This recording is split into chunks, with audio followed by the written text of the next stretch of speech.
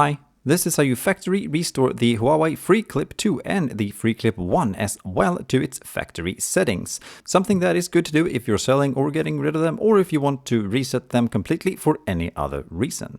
Bear in mind that this process deletes all sound profiles and pairing settings, however it does not revert any previous firmware installs or upgrades. Now start by placing both buds in the charging case and then open the lid. Then locate the nearly invisible button on the side of the charging case, push it down and keep holding it down for about 10 seconds to whereupon the little LED light on the front of the charging case starts blinking with a red light.